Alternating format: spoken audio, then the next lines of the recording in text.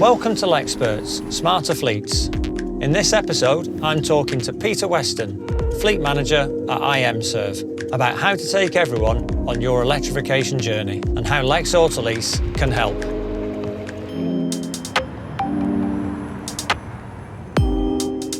Hi Peter, how are you doing? Yeah, I'm good, thanks, Ashley. How are you? Good, thank you. Nice to see you, sir. Thanks for joining me on this episode. Looking forward to it. So Pete, tell us a bit about your company. Okay, IMServ. It's probably the UK's leading provider of metering services to the commercial industry. We meter about 25% of the UK's electricity. We've got quite a large field team of engineers out installing meters into everything from power stations to the Channel Tunnel and this sort of thing. But we also have the field-based employees. Like an operation or a business needs driver with it. Yeah. I think that electrification journey, it's clearly happened ahead of vans. We're now seeing vans start to come on that journey. And operationally, there's clearly a need for engagement with the ops director and the ops teams. Absolutely, yeah. I mean, in a business like ours, it relies on boots on the ground and tools in the hand. And if the vehicle is not fit for purpose to get the person in the right place to do the right job at the right time, then it's not going to work. And engagement with operations is absolutely critical. Which is understandable because they've got targets, they've got, ultimately customers that they're trying to meet their service requirements. And so that's why it's absolutely vital to take operations with you when you're planning a change like electrification. And I'd say it's also vital to do it in small steps. Don't try to solve the world all in one go. If you've got enough data on your fleet and data on your fleet performance, and again, this is where Lex helps us because you've got access to not just our fleet data, but every other fleet that you have in the UK. You can help us model so effectively, electrification is going to work easily there in that section of your business.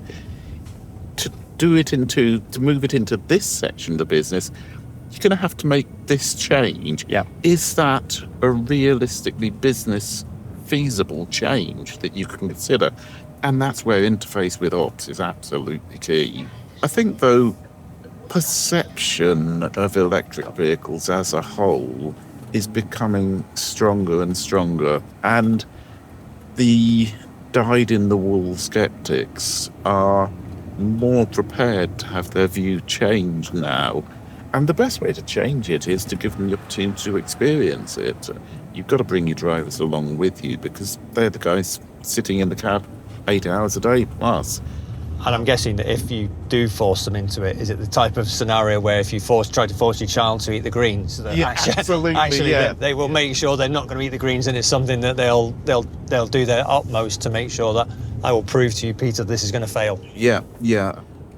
I've had one or two drivers in the past who've always said, I will not drive an electric vehicle.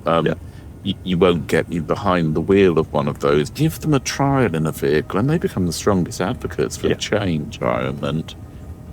The company has to make a decision and has to make a decision that's right for the business, but it's got to be right for the drivers. It's got to work for the drivers, and the drivers have got to come with you to make it happen. The way we've approached it, the way I've approached it in the past, is to do it slowly and realistically, because the change to a BEV may not be applicable instantly. It may not be appropriate for every driver. I mean, where we were 5-10 years ago with range and payload, it would have been difficult to put together a business case for conversion of an LCV fleet.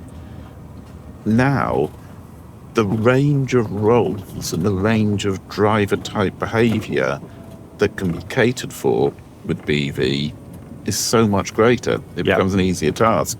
But again, the drivers have their job to do, and the vehicle is a tool to do that job. And obviously, let's kind of talk about the commercial vehicle side of things. Did you bring some of the driver population into that transition to before you kind of started? Obviously, you'd done some work clearly as a business before that. Yeah, I mean, we trialled it. The most recent fleet I converted, I put, I think it was roughly 10% in trial LCVs, trial electric LCVs, before making any decision. Yeah. And we also swapped that around the driver population to give the maximum number of people the opportunity to test them out, and took into account very, very strongly the driver's perceptions when making the decision to proceed or not. When I first looked at fleet electrification and LCV fleet, there was an absolute core of early adopters wanting to jump out of their diesel van into an electric one.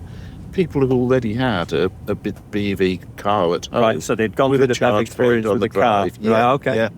And they were great because they were preaching to the converted. Yeah. And they formed a core of drivers who could speak to their colleagues, speak to their cohort and say, I do this, it works. Yeah. It's great, give it a go. I hope you found this episode interesting. You can find more episodes on the LEXperts Media Hub.